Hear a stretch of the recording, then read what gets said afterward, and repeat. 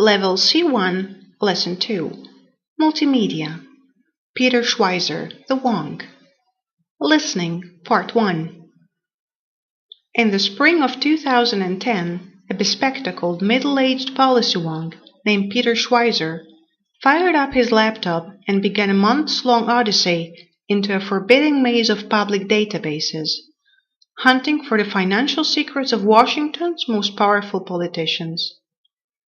Schweizer had been struck by the fact that the members of Congress are free to buy and sell stocks in companies whose fate can be profoundly influenced or even determined by Washington policy, and he wondered, do these ultimate insiders act on what they know?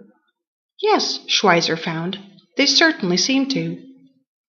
Schweizer research revealed that some of the Congress' most prominent members are in a position to routinely engage in what amounts to a legal form of insider trading, profiting from investment activity that he says would send the rest of us to prison.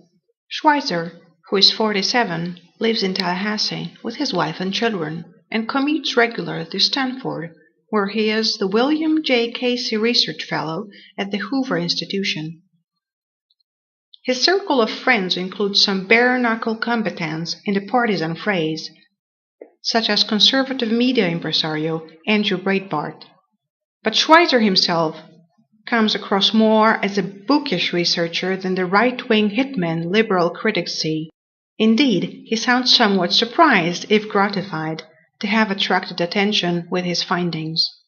To me, it's troubling that a fellow at Stanford who lives in Florida had to dig this up. It was in his Tallahassee office that Schweizer began what he thought was a promising research project, combining through congressional financial disclosure records dating back to the year 2000 to see what kinds of investments legislators were making. He quickly learned that Capitol Hill has quite a few market players.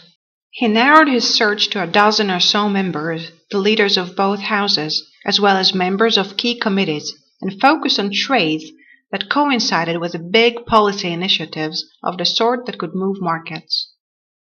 While examining trades made around the time of the 2003 Medicare overhaul, Schweizer experienced what he calls his holy crap moment. The legislation, which created a new prescription drug entitlement, promised to be a huge boon to the pharmaceutical industry and to savvy investors in the capital.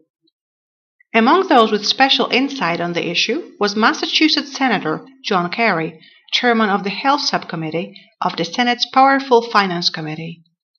Kerry is one of the wealthiest members of the Senate and heavily invested in the stock market.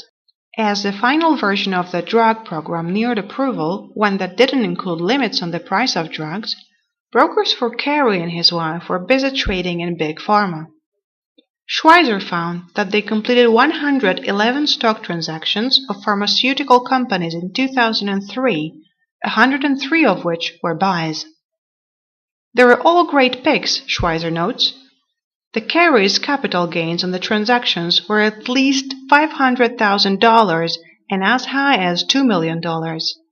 Such information is necessarily imprecise, as the disclosure rules allow members to report their gains in wide ranges. It was instructive to Schweizer that Kerry didn't try to shape legislation to benefit his portfolio. The apparent key to success was the shaping of trades that anticipated the effects of government policy. Senator Kerry does not buy, sell, or trade stocks, says Jody Seth, Kerry's spokeswoman. She notes that Kerry's holdings are in family trusts and managed by independent trustees with whom he does not communicate. Further, Seth says, Kerry is not a beneficiary of Theresa Heinz Kerry trusts, which were established before they were married. In any case, Seth adds, Kerry was running for president when the Medicare bill was passed, and he missed much of the debate. It's not that I think John Kerry is calling up his broker or healthcare and saying, buy this company, sell that company, Schweizer says. The issue is one of the double standard.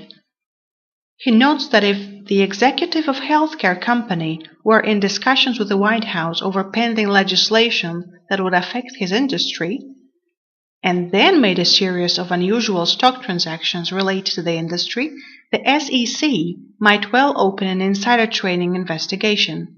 The only group in America that we exempt is politicians, who are probably the last people about whom we should be saying, "Oh, we'll take their word for it." That's what's so amazing to me.